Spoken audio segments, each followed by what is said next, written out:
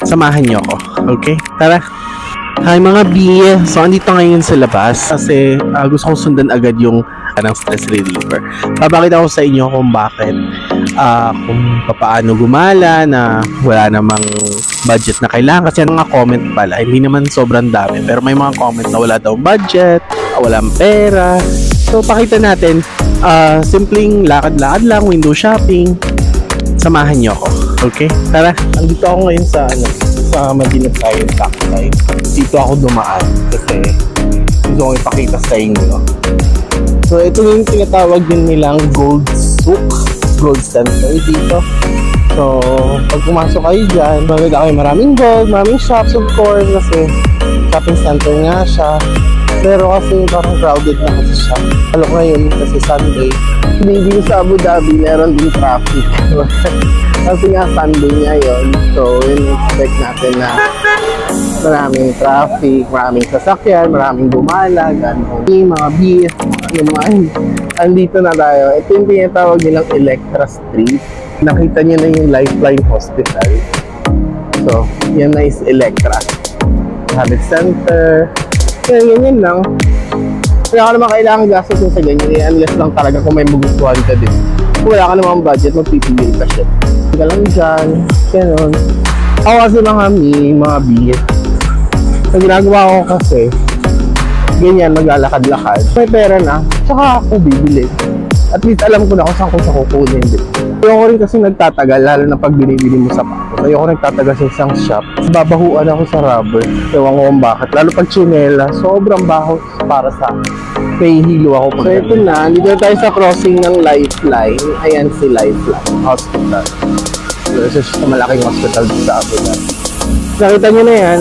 Electra na yan. So bahala na kayo kung saan nyo gusto magpunta. Maganda ka sa Abu Dhabi. Pwede mong lakarin. Kasi nga, parang box lang siya. Pumasok ka sa isang street. Labas mo. Sa another street na siya. Daming tao. Ano ngayon? Sunday. So, lalabas sila. Namimili lang ng mga workers. Namimili ng kakain for the week. Kasi ang next nilang out is Saturday or Sunday na. Yan buong yan hanggang doon. Yan, Electra Street yan siya. Ang kasunod yan. The street is Al-Fala, then yung kabila is Hamdal, is Murur Road. Basta, box type lang dito kaya pwedeng malakad. Yun lang kagandahan. Hindi katulad ng Dubai na kailangan mo sumakay talaga ng metro. Kasi pahaba yung Dubai. Ang dahil lang dito sa Abu Dhabi kasi actually, kahit Dubai or Al-In, madaming pwedeng kainan. Depende na lang sa taste mo kung anong gusto mong kainin. May Filipino, may Pakistan, Indian, marami namang mga stores na pagpipilian. Kagaya niya, no? Lassi Shop. Nice Lassi Shop, pero ang daming tao. Diba ang daming tao? Kasi nga mainit ngayon, so mga tao papawala ng init sa katawan. Masarap kasi siya. Yung yogurt yung gamit nila. Yung kumain dyan.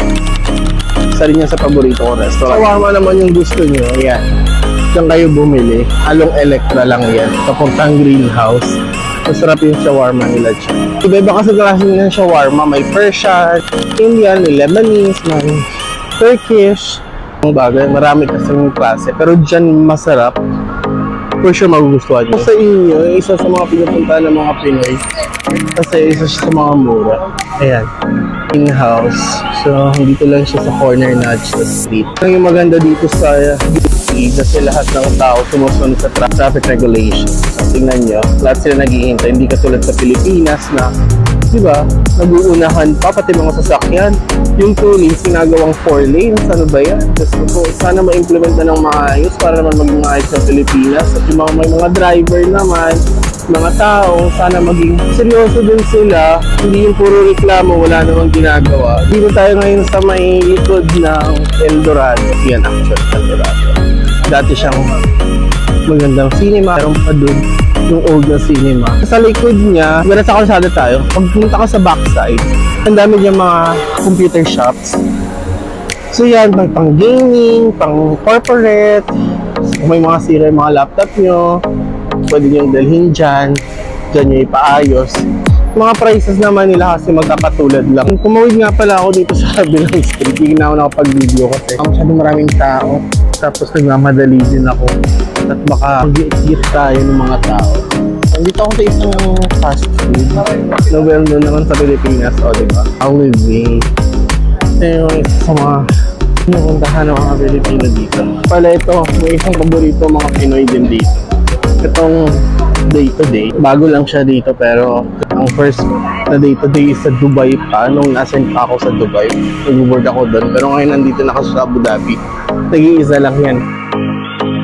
Sobrang dami ng tao, hindi ako nakapag-video. Sorry talaga. I think yun lang for today.